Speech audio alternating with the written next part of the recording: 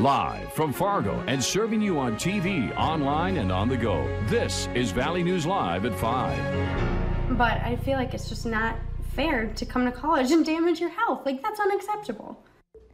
A whistleblower contacted us wanting us to investigate her on-campus living situation. It started with mysterious medical symptoms. Take a look at her eyes in this picture behind me. She says her moldy apartment complex at UND is to blame. Now she says the university is making her pay for it. Valley News Team's Ryan Laughlin tells what could be hiding behind the walls. So this is the previous apartment unit right here, number 440. It started almost a year ago for Megan Hilgers. It started with just swelling in the face, under the eyes mostly, and itching and watering eyes. Unsure of what was going on, she went to her doctor. Went to a dermatologist, allergist, everything to try to get it figured out. So finally I had some allergy testing done, and I was allergic to a lot of things, and I had no idea that I even had allergies, but one of the most severe was mold. So she bought a home test kit from the hardware store.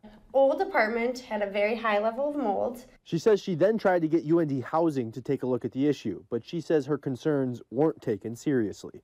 So it's like every little thing they could blame, they did. She says maintenance blamed her symptoms on the garbage cans and scented candles, but the worst accusation is when they said maybe it was all in her head. I think I was just so blown away. I don't know if I even responded. I think I probably started crying at that point.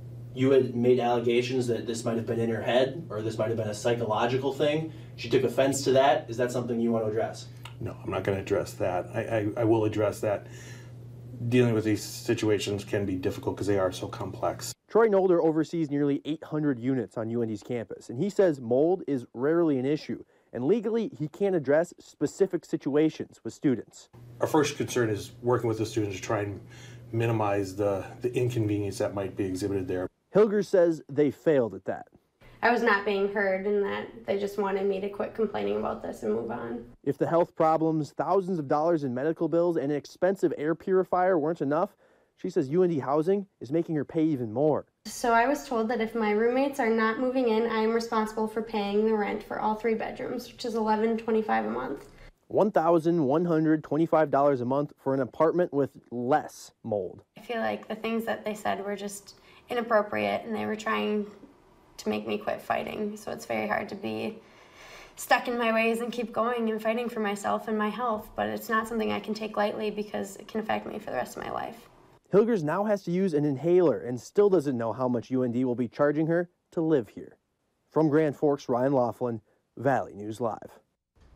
UND says they test rooms for mold, but only if tenants request it. If you rent and think you may have mold in your living space, make sure it gets tested because it could lead to major health concerns.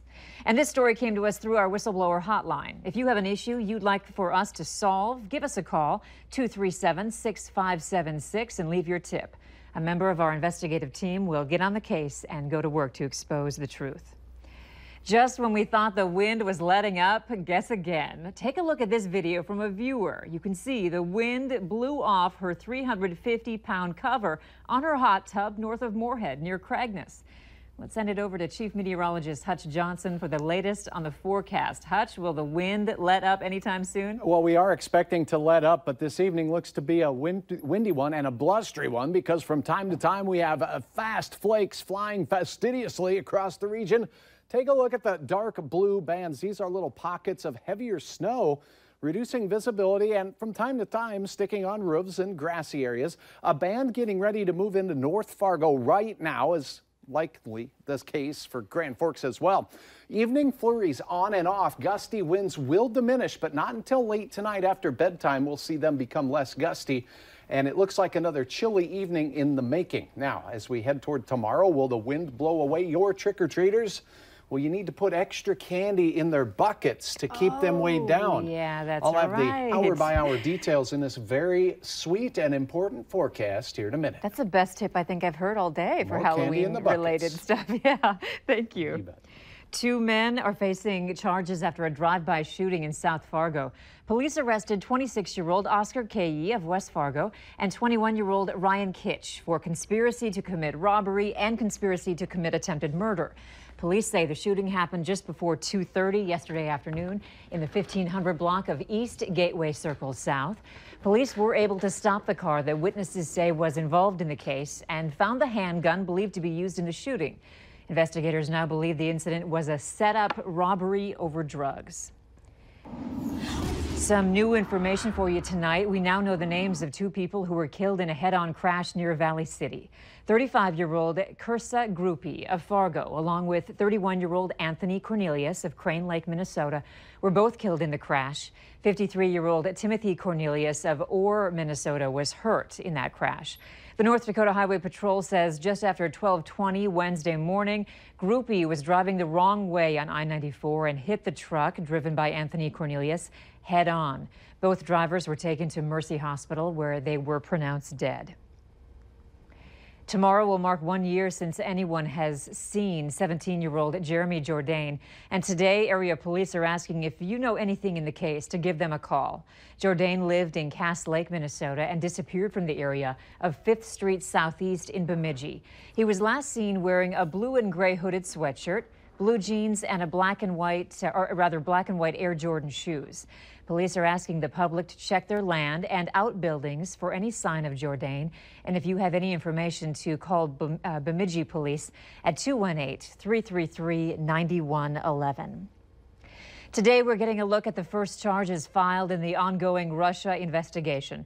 2 former Trump campaign aides, Paul Manafort and Rick Gates, each face a dozen charges. And a former advisor is pleading guilty to lying about his meetings with Russians. White House Press Secretary Sarah Sanders says today's announcement has nothing to do with the president or his campaign. NBC's Blaine Alexander is at the federal courthouse in Washington, D.C., where Manafort and Gates had their first hearing today. Former Trump campaign manager Paul Manafort and his deputy Rick Gates pleading not guilty to charges in special counsel Robert Mueller's investigation into Russian election interference. We are also learning former campaign advisor George Papadopoulos secretly pleaded guilty earlier this month to lying to the FBI. The plea agreement says he was communicating with a Kremlin-connected Russian who promised dirt on Hillary Clinton, then lied about it all to the FBI. He's not been indicted. He's actually pleading guilty, which may be the first sign that Bob Mueller has a cooperating witness in this entire case.